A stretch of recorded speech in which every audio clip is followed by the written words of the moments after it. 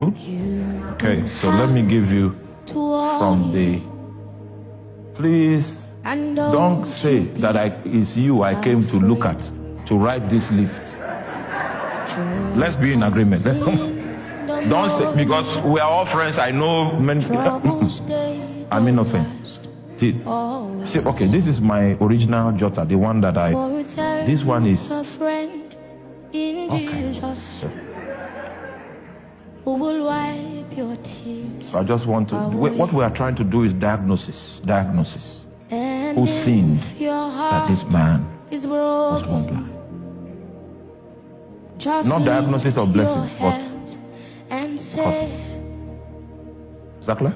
Okay, someone is angry, saying, why didn't I talk a little about blessings? Okay, I've heard you. Let me give you a few points.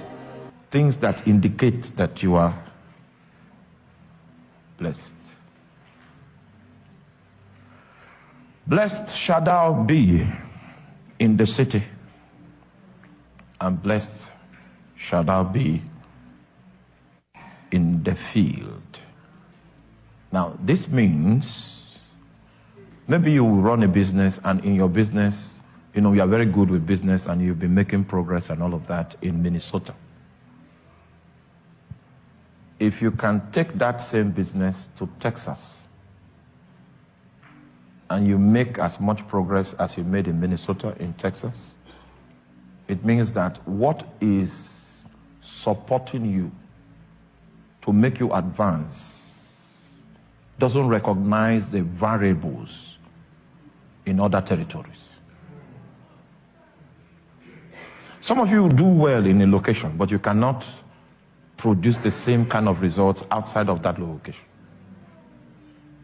But a man that has a blessing, a change in location doesn't affect his productivity. You did it in Africa, we brought you to Europe, you could do it in Europe. Moved you to the United Kingdom because the texture of London itself is different. The darkness I saw in London was more than the ones we contended in the village. You might say you are in London. And for those of you in London, I pray for you. I pray for you. Oh, I pray for you. I pray for you.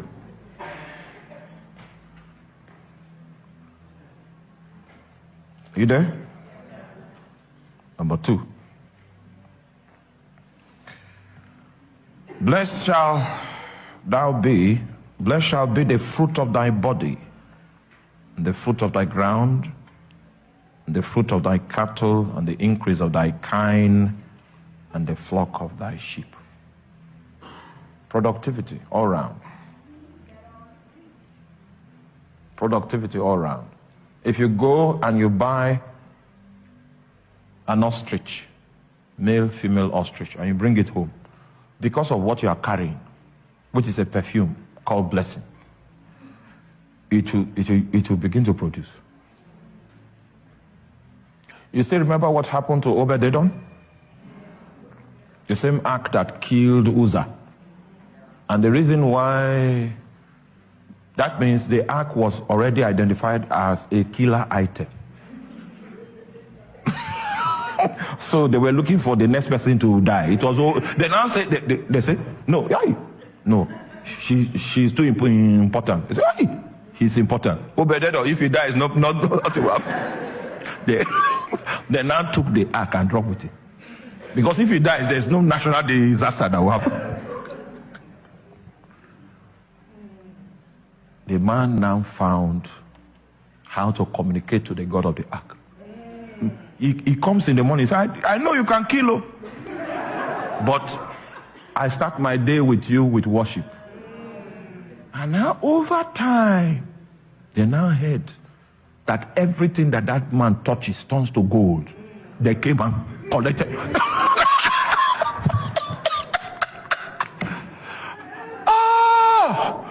If blessing is upon your life, anything you touch. You know what? We are doing this fasting and setting the coordinates so that this year you will experience blessing. Most of you think you are blessed. No. This year, 2026. The Lord will make you plenteous. The moment they found out that the ark was beginning to produce positively, I thought they would have left it there for 1 year so that let him benefit small from it. They came and arranged and took it.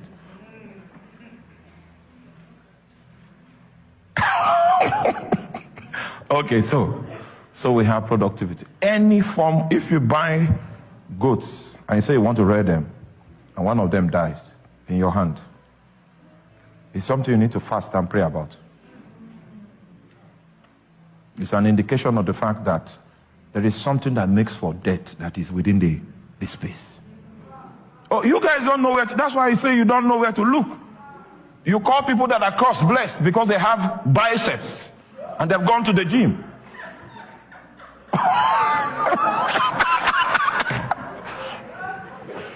May the Lord give you understanding. May the Lord himself give you understanding.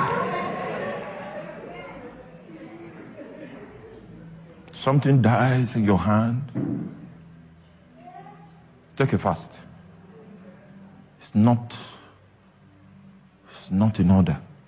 If it's a Jewish person, the person will take a break and go into the sanctuary of the Lord so that he can understand.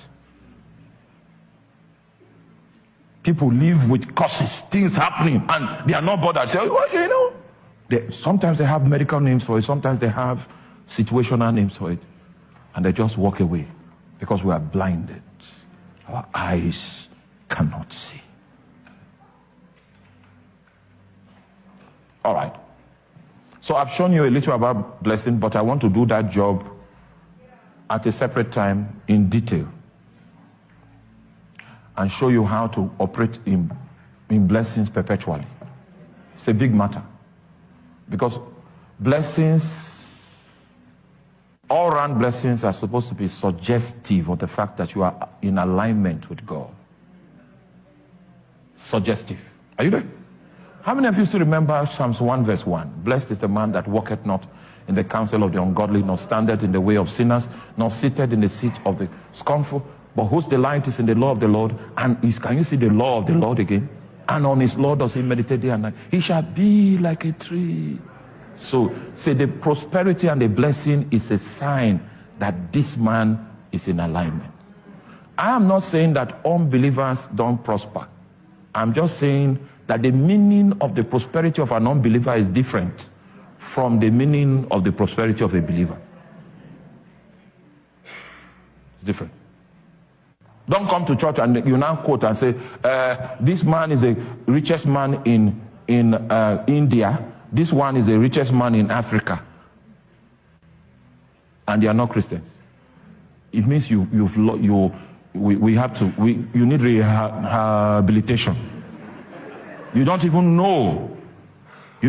know that the prosperity of the wicked is different from the prosperity of the righteous. You don't know that.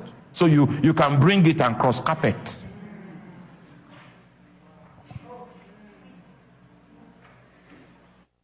I say this because I grew up in a village. If a man wants to prosper, it's as easy as taking your first daughter to the altar and they kill her there. Yes. So stop doing that cross carpeting. They shed her blood. She must be a virgin. So, and the only way they know is when the person is a child. Take and then kill that person. They will use that blood to summon the siren from the deep. And the moment that happens, that person can get married, but no woman should live with him under his roof. So don't bring that in here. Say, okay, this one is, see, why is it that the richest man is not a Christian? Forget about it. You don't even know what you're talking about. What prosperity means to us, or success means to us, or blessing means to us is different. Don't bring an unbeliever in this context.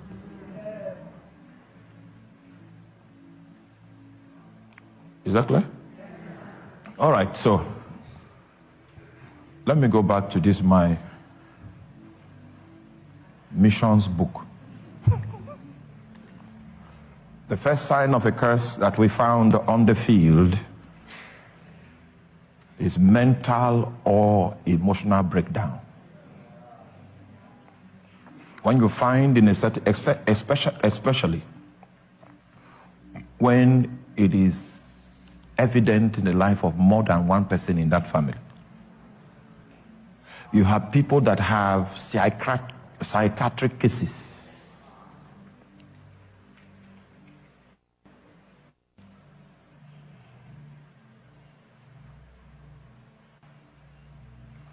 I was there. I was present there. In the year 1990. You know that bird they call the owl, the one with the big eyes? I know you will not believe, but it's my story. Whether you believe it or not doesn't invalidate my story. It is my story. That owl, they sent that owl, and the owl came and stood on top of our house. I saw it because I was coming back from a football match, coming into the house, and I saw the owl. And the moment that owl stood on that house, my elder brother became mad.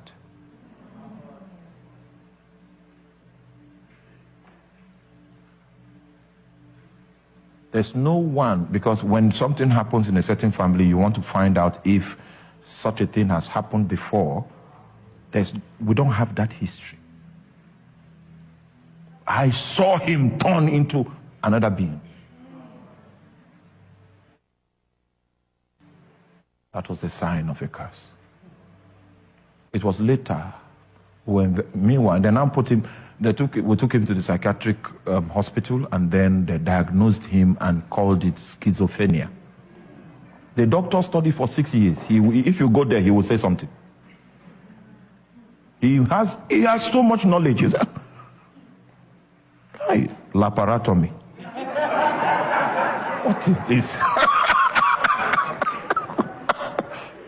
He will say something. He must say something. He must say something. He must say something. That was how two of my brothers were diagnosed with schizophrenia. And they were supposed to be on drugs all the days of their lives. It was later in my investigation I now discovered that there was a science to the affliction. But the affliction always comes at the age of 21, the age of 21. So when our firstborn was 21, they struck him with schizophrenia. When our secondborn was 21, she stepped on something and this leg became 3 times as big as this leg. When the thirdborn was 21, the guy was sick, but they could not diagnose his sickness. The fourth one is the one that I said I saw him change. And guess what? Who was next?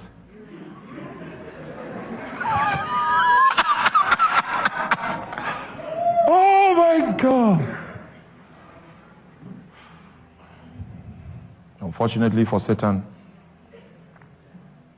when I saw the pattern, I knew we were at war. That's how I started my life as a warrior. I knew they were coming for me at 21 and I had 2 years to prepare. So I learned the way of fasting, dry fasting, where you don't, and the dry fasting we're doing was not the healthy one, the one you don't eat, you don't drink. If you go for 7 days, your spirit will just open. Yes, your spirit will open, so if you don't know how to control it, you might know people's thoughts.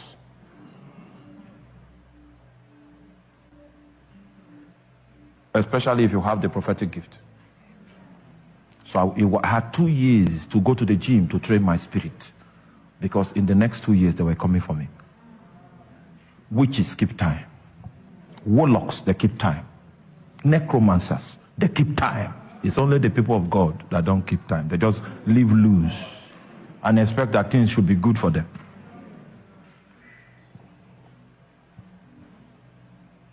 So on the night that I became 21, I was going to the prayer room on campus, on the college campus. I was 10 minutes late. And you know how a big campus like, can I call Northwestern University, can I call it big? Is it big? What's the name of the biggest university in this state? UFM. University. That's small thing. No. No, that's not the kind of stuff. I've not seen any big university here. Okay, maybe I don't know the one. I've seen one. Okay, let's assume he is big. Let's assume. When we talk about universities, it's not what you people have here.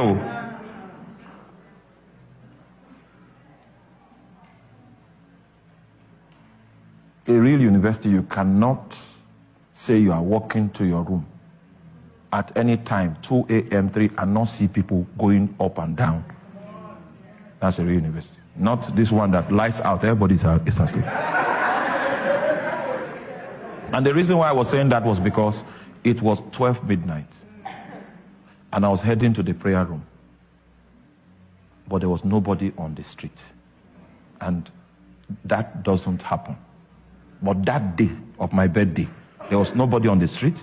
And then this owl, that same owl that landed on that house, that translated to schizophrenia, he wanted to sit on my head. So I now realize why my brothers became like that. So when he wanted to sit on my head, the first response I had was in the flesh. I tried to strike it.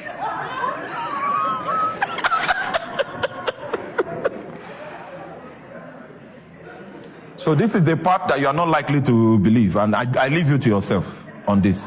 The bird did not move the wings to move. It didn't do like this. It just moved. Moved beyond the reach of my hand. So I knew I was combating something that was spiritual. So I closed my eyes and began to speak in tongues. I did not open it because I know that it could change into something. And I've learned from the Holy Ghost that when you are in a battle situation, luxury, fear is a luxury you cannot afford. So I closed my eyes. And when I closed my eyes, I spoke tongues in capital letters. You know capital capital letter? Capital letter tongues. My coma. When I opened my eyes, one of the wings of the bird was gone.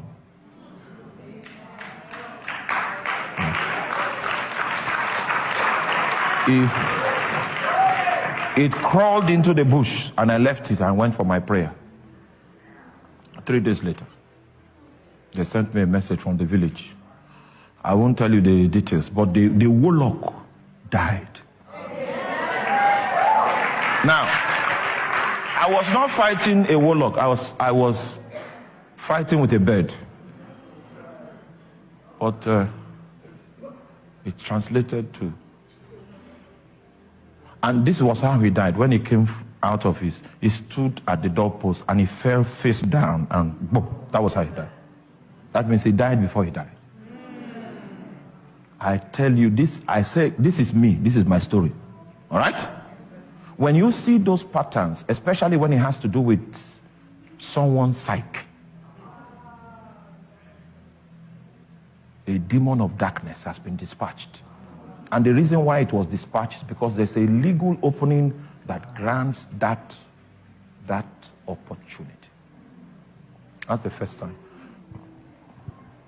Just in case you are here today and there's a story of a cycle of mental issues associated with your families, proof enough that there's a priesthood that has been set up, an altar has been set up. Incantation was done to invite demons, and they were weaponized through utterances of priesthood and dispatched to operate in your family.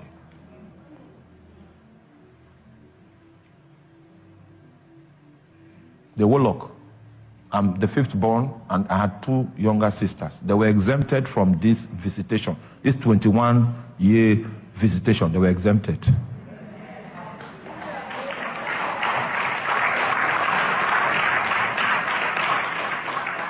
Number 2,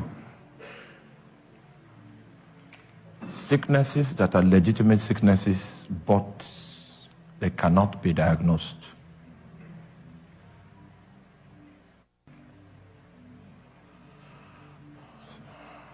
And that means that you did not break any medical laws. Your eating was nice, your exercising was in order, the weather was good on you, but yet there was a situation that you cannot explain. The doctors will investigate it. I remember those days, my elder brother, they would take his blood sample, take his fingernail sample, take his hair, take everything about him, put it in an ice box and send to London. And when the results come out, they say this guy is super healthy, but he's dying.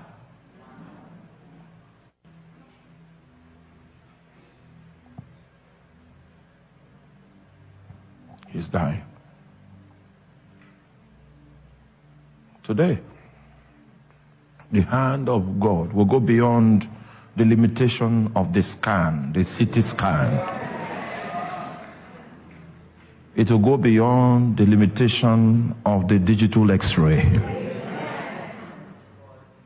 And that which is standing behind that situation will be arrested.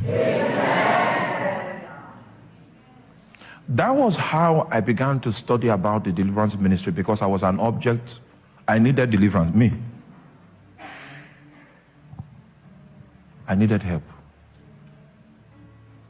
I was too sickly, too weak. But I found that it was rooted in a legal matter. And the demons that were dispatched to execute this legal matter were the most wicked demons that Satan had.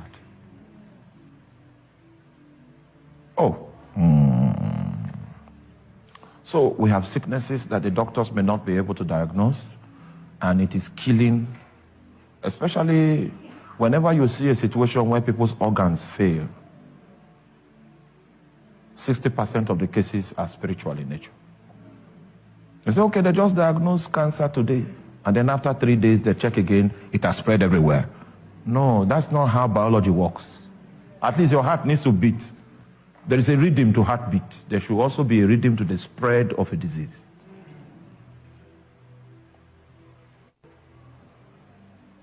So when you see illnesses that are difficult to diagnose, but yet their potency is evident, you know that you are dealing with a spiritual matter. Number 4 is what we call family breakdown. Family breakdown. Number 3 is family or marriage breakdown. Marriage breakdown. When you see a home, husband has been married to the wife for some time, and then suddenly one of the parties say, you have not wronged me, you have not done anything wrong, but I'm out. That's a spiritual situation. I'm out. You beg the person, you plead with the person. Whenever you see that situation, and that's why we encourage that you pick your life partner from a local assembly. The pastor will be able to give you some reliable intelligence that this person is stable. You know,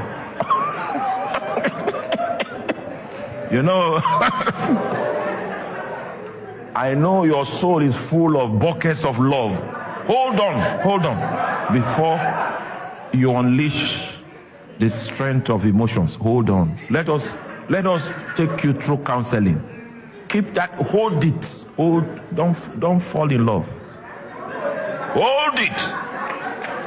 Let us check and read the indices. They are always indicators to show that there is a tendency here that if we don't deal with, if we take your love to South Africa, Cape Town,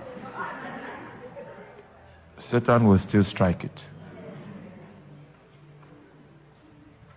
So marital breakdowns are suggestive of the fact that there is a matter. So can I also add, I don't want it to be a separate number, I'll just add it, you can add it on that same number. Anytime you find the inability to get married, inability, and it is applicable for men and women. You don't need to be the most beautiful lady in Minnesota to get married. No. Sometimes the beauty is even the problem. Sometimes.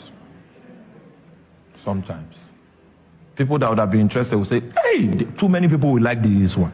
So I'm telling you. You know, I'm not too old in age, but in experience, I tell you, I know a little. So marital breakdown, inability to sustain a consistent relationship with the prospect of marriage. Anytime you bring marriage up, it's crisis. And for some people, there is a science around it. The breakups will either take place in March or in May. Whenever you can draw a graph from your life, and the pattern is so consistent, like plotting the slope of a graph, you know you are dealing with an intelligence. What number now? We have family alienation. When someone just takes his bag and he leaves. No contact for 25 years. There is a ritual that is done in witchcraft to make people leave home. There is another one that is done to make people leave where they are to come back home. That's how some people came to California here to school. And their mother woke up and said, what is this thing that they say they are doing in America? What is this thing? The people we are talking about are born again. But the mother is high in witchcraft. And she used witchcraft to call them back. The woman has died. The guy that they called back from California, till today is still wondering. Till this day. Came back from California Music School. Hey, why did I go? Okay, he came back. Till today, I tried to catch him.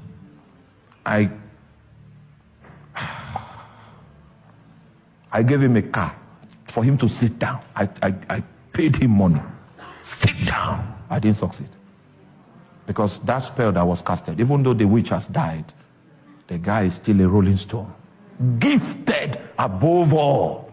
Gifted. I found out that the race is not to the swift and the battle is not to the strong. I've seen the best fall. I've seen the most gifted amount to nothing. Life is manipulated from the spirit realm. I did not succeed. I couldn't get him to sit. He would not sit. He would not. He is in motion, not divine motion. Not divine motion. There's an energy driving him. It's the same kind of curse that was upon Cain, to wander. It's just moving. After that curse came upon Cain, there was no land, no nation, no territory that had the resources to support his destiny. He will just keep looking until he dies. So because the young man couldn't sit down, we couldn't find a solution to his case. We got the historical perspective of how he was called back from a relative. But we couldn't get him to sit down to investigate how we could bring him out. He's still wondering. After 1 year, he would just send me a WhatsApp message. Then, reply or not, it doesn't matter. It won't change anything. So I will reply quick. Yes, got to. We are still laboring on his case. We are still laboring. Hallelujah. Now, this one, let me use my